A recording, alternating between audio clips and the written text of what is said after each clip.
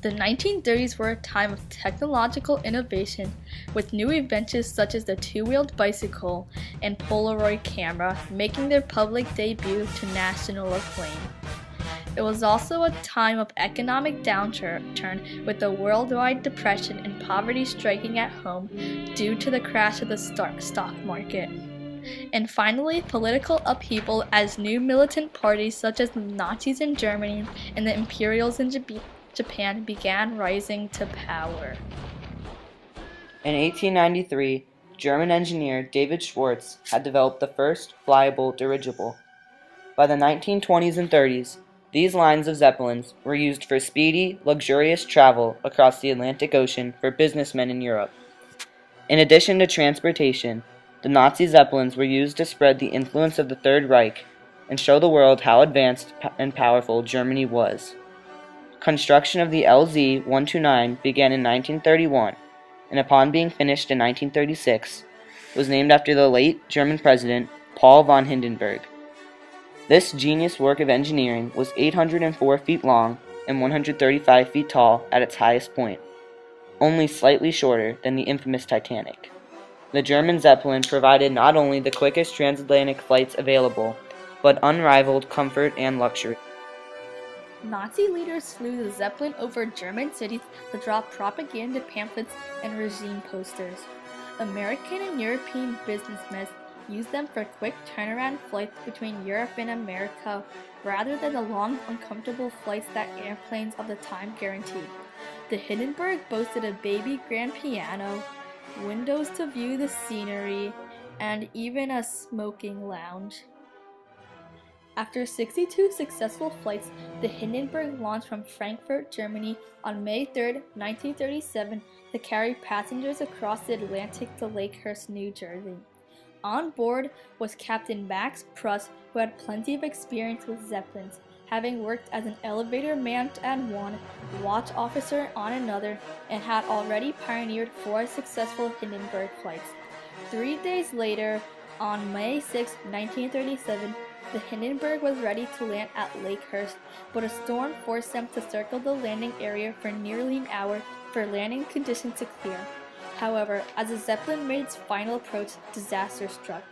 As they were landing, First Officer Albert Samt noticed that the dirigible was heavy in the tail and was leaning backward.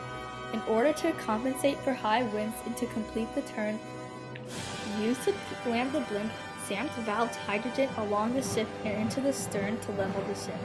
However, when this and the addition of 3 drops of water ballast, 2,400 pounds, still failed to level the ship, he sent 6 men to the forward bow.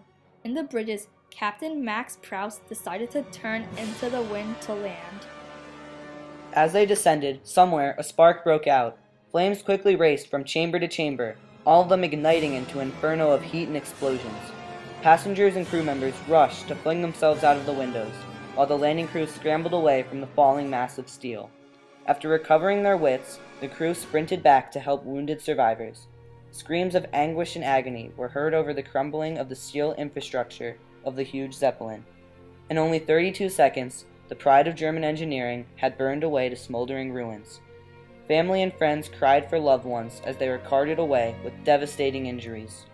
In the end, 36 of 97 people on board had died, most of them crew members, while only 1 ground crew member perished. Watching this chaos and destruction unfold was WLV Chicago reporter Herb Morrison, who was to narrate the landing in a recording tape that would be played on the morning news the next day.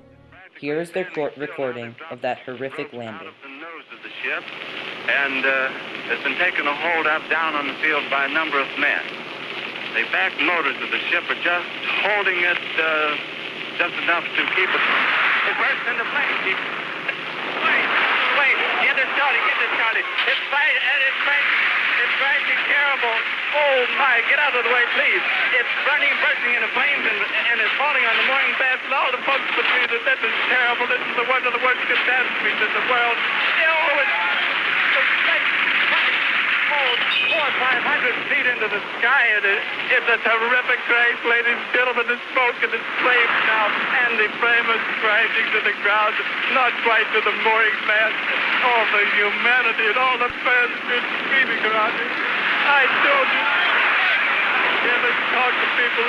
His friends are on there. I can't talk, ladies and gentlemen. On it, it's just laying down massive smoking wreckage. 5 days later, in New York City, on May 11, 1936, a funeral was held for the 28 German crewmen who perished. Nearly 10,000 Germans came to show their respects, showing how tragic the event was. Among the dead was Swedish journalist Birger Brink, who was traveling to Harrisburg to interview the Pennsylvania governor about the tercentennial anniversary of the Swedish landing in America. Then he was to fly back to Lakehurst to catch the Hindenburg midnight departure for Europe. After the strong storm delayed them by 12 hours, Brink was worried that he would not make it there and back in time. But the passengers generously said they would allow him to be first in the customs line. As the Zeppelin dropped its moorings and prepared to land, Brink decided to leave the windows where he was watching to go back to his cabin and get his camera. Seconds later, the Hindenburg was in flames and he was never seen alive again. Not one of the Hindenburg passenger or crewmen deserved to lose their life.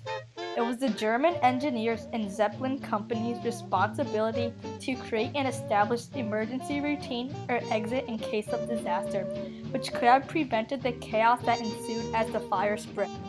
In addition, the ground crew could have been better prepared in case of disaster, and knowing that all Zeppelins were highly flammable, should have had water or fire extinguishing materials on hand. Furthermore, German companies had a right to any and all materials that would make flying with them safer. In the 1930s, the US had a monopoly on the world's supply of helium and refused to trade it with anyone, wanting to use it for their own military blimps and economic purposes. Helium was much safer than the highly flammable hydrogen that Germany was forced to use due to Uncle Sam's restrictions. Even today, modern blimps use helium. Moreover, the American people have a right to know of their country's trade with other world powers.